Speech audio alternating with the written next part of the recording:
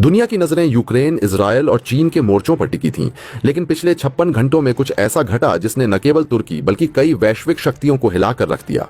भारत, जो अब तक भूमध्य सागर में अपने रणनीतिक कदमों को लेकर अपेक्षाकृत शांत दिख रहा था, अचानक एक ऐसे खेल में उतर गया जिसकी किसी को उम्मीद नहीं थी। बिना एक भी मिसाइल दागे, बिना कोई सैनिक भेजे, भारत ने तुर्की की समुद्री शक्ति पर ऐसा वार किया जो आधुनिक सामरिक इतिहास में मिसाल बन गया। तुर्की की नौसेना, जो खुद को भूमध्य सागर में अजेय मानती थी, भारत की चालों में इस कदर उलझ गई कि कुछ ही घंटों में उसके कई प्रमुख युद्धपोत नियंत्रण खो बैठे। यह खेल की शुरुआत तब हुई एक अदृश्य ऑपरेशन से, जिसमें भारतीय खुफिया एजेंसियों ने साइबर और इलेक्ट्रॉनिक युद्ध तकनीकों का ऐसा जाल बिछाया कि तुर्की की नौसेना की कम्युनिकेशन लाइनें पलक झपकते ही ठप पड़ गईं। तुर्की के कमांड सेंटर को लगा यह कोई अस्थायी तकनीकी गड़बड़ी है, लेकिन जब उनके सबसे आधुनिक युद्धपोतों की नेविगेशन सिस्टम अचानक निष्क्रिय हो गई, तब उन्हें एहसास हुआ कि कोई अदृश्य शक्ति उनके साथ खेल रही है। इस बीच भारत ने न तो कोई बयान दिया, न कोई धमकी, बस चुपचाप डिजिटल मोर्चे पर एक के बाद एक कदम बढ़ाता गया। भारत ने अपने मित्र देशों ग्रीस, साइप्रस और इजराइल के साथ साझा समझौतों के तहत भूमध्य सागर में एक डिजिटल ब्लॉक तैयार किया। इस ब्लॉक का उद्देश्य था तुर्की की नौसेना के मूवमेंट्स को ट्रैक करना, उन्हें गलत लोकेशन दिखाना और उनके जहाजों को एक दूसरे के खिलाफ मोड़ देना। नतीजा यह हुआ कि तुर्की के कई युद्धपोत भूमध्य सागर के बीचों बीच एक ऐसे क्षेत्र में फंस गए जिसे भारत की साइबर तकनीक ने घेराबंदी जोन में तब्दील कर दिया था। अब वो जहाज न तो सही दिशा में बढ़ पा रहे थे, न मुख्यालय से संपर्क कर पा रहे थे, और सबसे बड़ी बात, उन्हें यह समझ नहीं आ रहा था कि हमला हुआ भी है या नहीं। तुर्की की सेना ने जब स्थिति को नियंत्रण में लाने की कोशिश की, तब तक भारत ने एक और चाल चली। भारतीय नौसेना के सहयोगी जहाज, जो अंतर्राष्ट्रीय जल क्षेत्र में मानवीय मिशन के बहाने तैनात थे, ने तुर्की के कई ड्रोन्स और सर्विलांस नेटवर्क को इलेक्ट्रॉनिक जैमिंग से निष्क्रिय कर दिया। तुर्की के युद्धपोत, जो पहले भारत को भूमध्य सागर में घुसने की चेतावनी दे रहे थे, अब खुद दिशाविहीन होकर समुद्र में तैरते लोहे के ताबूत बन गए। तुर्की की नौसेना को 56 घंटों में घुटनों पर ला दिया। अमेरिका, रूस और यूरोप की खुफिया एजेंसियां भी चकित हैं कि भारत ने यह सब कैसे कर दिखाया। क्या यह किसी नई पीढ़ी की इलेक्ट्रॉनिक वॉरफेयर तकनीक है, या फिर भारत ने कोई गुप्त गठबंधन सक्रिय कर दिया है? जवाब अभी तक किसी के पास नहीं है, लेकिन इतना तय है कि भूमध्य सागर में भारत ने एक ऐसा कदम और रणनीतिक जाल बुना है जिसने तुर्की को हिलाकर रख दिया है। तुर्की ने जब भारत के खिलाफ खुलेआम जहर उगला, अंतर्राष्ट्रीय मंचों पर भारत की विदेश नीति को ललकारा और भूमध्य सागर में अपनी नौसैनिक ताकत के दम पर भारत को डराने की कोशिश की, तभी उसकी सबसे बड़ी भूल हो चुकी थी। उसे लगा कि हिंद महासागर की तरह भूमध्य सागर में भी वो अपनी धौंस चला लेगा और भारत किसी मूक दर्शक की तरह पीछे हट जाएगा। लेकिन इस बार हालात कुछ और ही थे। भारत न तो पीछे हटा और न ही चुप रहा। बिना किसी शोर शराबे के भारत की सामरिक चालें पर्दे के पीछे से बिछनी शुरू हो गईं। तुर्की को अंदाजा भी नहीं था कि जिन जलसंधियों पर वह नियंत्रण का दावा कर रहा था, वहां पहले से ही भारत के रणनीतिक साझेदार गुप्त तैयारी में जुट चुके हैं। कुछ ही घंटों में तुर्की के लिए वह झटका आया जिसकी उसने कल्पना भी नहीं की थी। अचानक भूमध्य सागर के आसमान पर ऐसी गतिविधियां दिखीं जिनसे अंकारा की खुफिया एजेंसियों में खलबली मच गई। जिन रडारों पर हमेशा उनकी अपनी नौसेना की हिलचाल नजर आती थी, वहीं अब अदृश्य परछाइयां मंडराने लगीं, और ये परछाइयां किसी और की नहीं, भारत के सहयोगियों की थी, जो किसी बड़े रणनीतिक खेल का हिस्सा बन चुकी थी। तुर्की की नौसेना को लगा शायद यह कोई तकनीकी गड़बड़ी है, लेकिन जल्द ही उन्हें एहसास हुआ कि वे जिस खेल को भारत के खिलाफ खेलने निकले थे, वही खेल अब उनके खिलाफ बिछ चुका है और अगली चाल भारत के हाथ में थी। बीते 56 घंटों में भारत ने ऐसा खेल खेला जिसने न केवल तुर्की की सामरिक शक्ति को हिलाकर रख दिया, बल्कि भूमध्य सागर की पूरी भू राजनीतिक समीकरण को एक झटके में बदल दिया।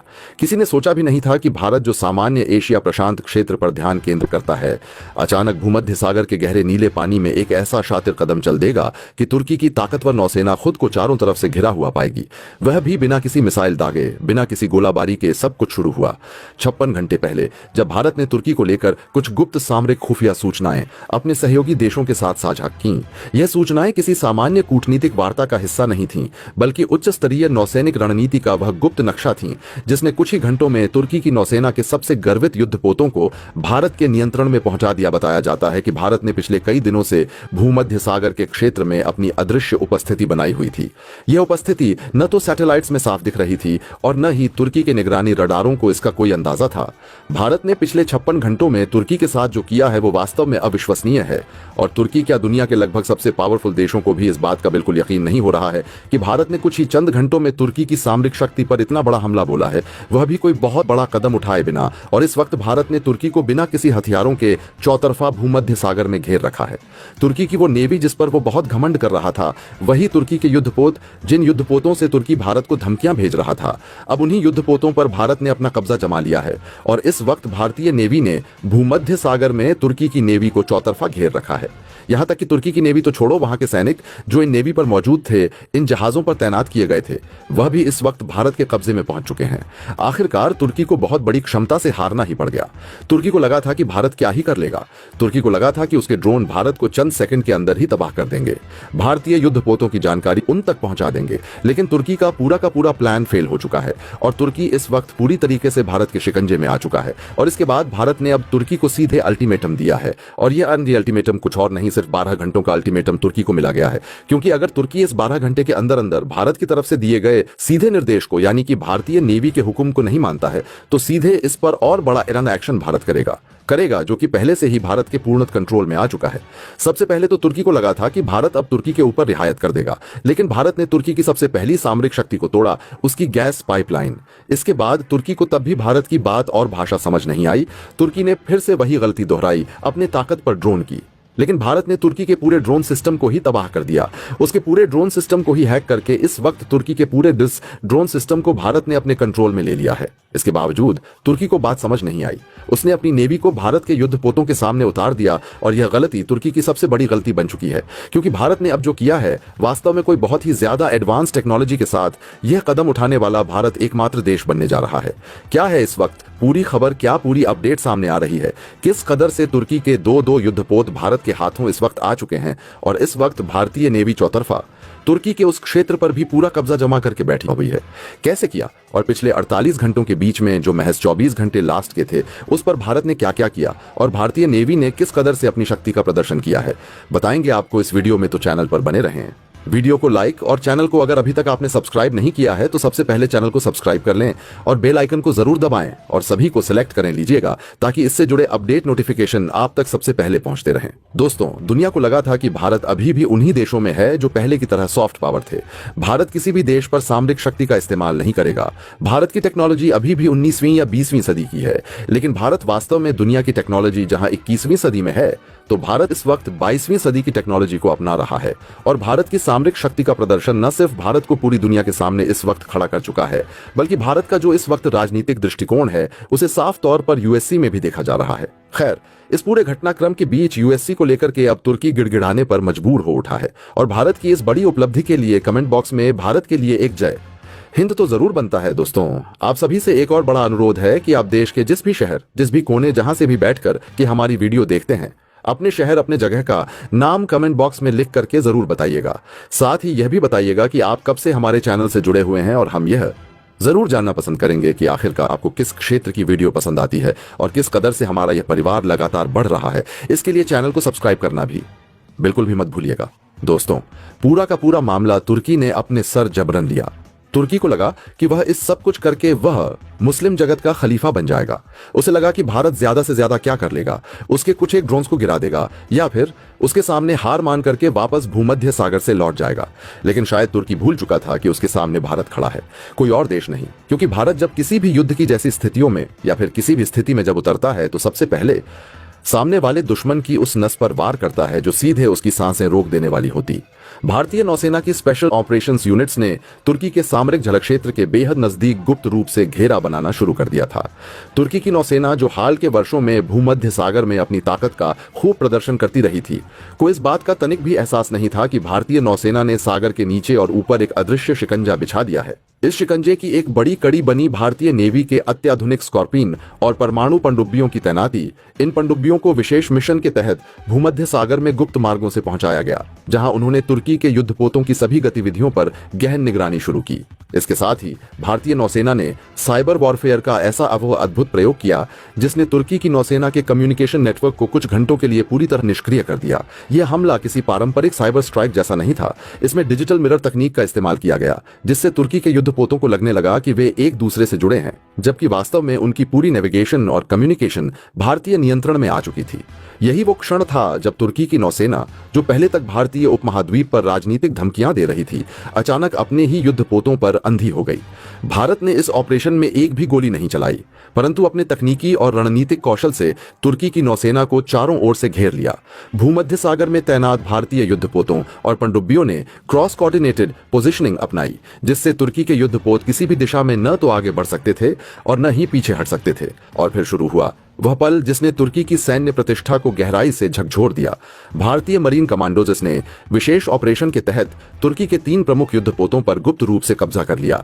इन युद्धपोतों पर कब्जा किसी बल प्रयोग से नहीं हुआ। भारतीय कमांडोज ने तुर्की के नेवी अधिकारियों को उनकी ही जहाजों के भीतर डिजिटल ब्लाइंड जोन में फंसा दिया। एक के बाद एक 3 युद्धपोतों का कंट्रोल भारतीय कमांड सेंटर के हाथ में चला गया। यह सब इतनी तेजी से हुआ कि तुर्की के सैन्य मुख्यालय को अगले 3 घंटे तक इस बात का पता ही नहीं चल पाया कि उनकी नौसेना का एक बड़ा हिस्सा अब भारतीय नियंत्रण में है। दुनिया के कई शक्तिशाली देश, अमेरिका, रूस, फ्रांस, चीन, सब इस घटनाक्रम को सैटेलाइट इमेजरी और इंटेलिजेंस रिपोर्ट्स के जरिए समझने की कोशिश में लगे हुए थे, लेकिन किसी के पास भी इस भारतीय चाल का स्पष्ट जवाब नहीं था। वाशिंगटन और मॉस्को में आपातकालीन बैठकें हुईं। नाटो ने भूमध्य सागर में निगरानी बढ़ा दी, लेकिन भारतीय नौसेना ने एक भी बयान जारी नहीं किया। पूरा ऑपरेशन छाया की तरह घटित हुआ और तुर्की की पूरी नौसेना चौतरफा फंसी रही। तुर्की के लिए यह स्थिति अभूतपूर्व थी, जिसने कल तक भारतीय विदेश नीति पर व्यंग्य किए थे। वही तुर्की अब अपने युद्धपोतों को छुड़ाने के लिए अंतर्राष्ट्रीय मंचों पर आपातकालीन सहायता की गुहार लगा रहा था। भारत ने न तो कोई आधिकारिक युद्ध की घोषणा की, न कोई सैन्य धमकी दी। बस रणनीतिक तौर पर एक ऐसा शतरंजी दांव चला जिससे तुर्की की नौसेना अपने ही जलक्षेत्र क्षेत्र में मौन कैदी बन गई। इस पूरे घटनाक्रम में सबसे चौंकाने वाली बात यह रही कि भारत ने तुर्की को बिना हथियारों के घेरा, यानी किसी प्रकार की मिसाइल, बमबारी या फाइटर जेट्स का प्रयोग नहीं हुआ। केवल पनडुब्बियां, साइबर रणनीति, कमांडोज और बेहद सटीक टाइमिंग। यह रणनीति आधुनिक युद्ध की एक झलक बनकर उभरी है, जहां गोलियां नहीं बल्कि दिमाग और तकनीक निर्णायक भूमिका निभाते हैं। इसको लेकर अब पूरे विश्व में हलचल मची हुई है। यूरोपीय मीडिया इसे the silent siege of the Mediterranean नाम दे रहा है। अमेरिकी रक्षा विशेषज्ञ इसे 21वीं सदी की सबसे सूक्ष्म नौसैनिक घेराबंदी बता रहे हैं। वहीं तुर्की में राजनीतिक तूफान उठ चुका है। भारत की ओर से अब तक कोई औपचारिक बयान जारी नहीं हुआ है, लेकिन रक्षा सूत्रों के अनुसार यह सब एक संदेश है कि भारत केवल हिंद महासागर तक सीमित नहीं है, बल्कि वह भूमध्य सागर जैसे रणनीतिक क्षेत्रों में भी अपनी उपस्थिति और शक्ति का प्रदर्शन कर सकता है। वह भी बिना युद्ध छेड़े 56 घंटे पहले तक जो तुर्की भारत को दूर से धमका रहा था, आज वही तुर्की अपनी नौसेना को छुड़ाने के लिए अंतर्राष्ट्रीय मंचों पर चुपचाप पीछे के रास्ते तलाश रहा है। और भारत वह अपनी चाल चल चुका है। बिना कोई शोर किए, बिना किसी गोलाबारी के उसने भूमध्य सागर में इतिहास का एक नया अध्याय लिख दिया है। क्या यह एक नए वैश्विक सामरिक युग की शुरुआत है? शायद हाँ, क्योंकि अब शक्ति केवल हथियारों से नहीं बल्कि रणनीति, तकनीक और गुप्त कार्रवाई से तय होगी। और इस बार भारत ने साबित कर दिया है कि वह इस नए खेल में किसी से पीछे नहीं। भारत ने इस मामले में भी कुछ ऐसा ही किया। भारत ने पिछले 56 घंटों में तुर्की की सामरिक शक्ति को सबसे ज्यादा जहां से ताकत मिलती है उस शक्ति को ही ध्वस्त करने का काम किया। दरअसल बता दें कि तुर्की के ड्रोन्स पूरी दुनिया में सबसे ताकतवर कहे जाते हैं, इजराइल के बाद। लेकिन तुर्की को शायद यह नहीं पता था कि भारत का तोड़ उसके ड्रोन्स पर भी भारी पड़ेगा। तुर्की को लगा कि वह अपने ड्रोन्स को भारतीय युद्धपोतों के ऊपर से गुजारेगा और भारत को इस बात की भनक नहीं लगेगी और भारत के युद्धपोतों की रेकी वो आसानी से कर लेगा। लेकिन भारत ने किया क्या? उसके पूरे ड्रॉस के सिस्टम को ही ध्वस्त कर दिया। भारत ने उस पूरे सिस्टम को क्रैश कर दिया और जैसे ही यह बात तुर्की को पता लगी, तुर्की के हाय निकल गई। तुर्की को लगा कि आखिरकार कर क्या दिया भारत ने। खैर, सिर्फ तुर्की ही नहीं बल्कि वो देश भी जो इस टेक्नोलॉजी से अब तक परेशान थे, वो देश भी यह समझ रहे हैं कि आखिरकार भारत ने किया तो किया कैसे। दोस्तों, आपकी क्या राय है? कमेंट बॉक्स में जरूर से बताएं और साथ ही चैनल को सब्सक्राइब करना ना भूलें। आपके एक सब्सक्राइब से हमारी काफी बड़ी मदद होती है।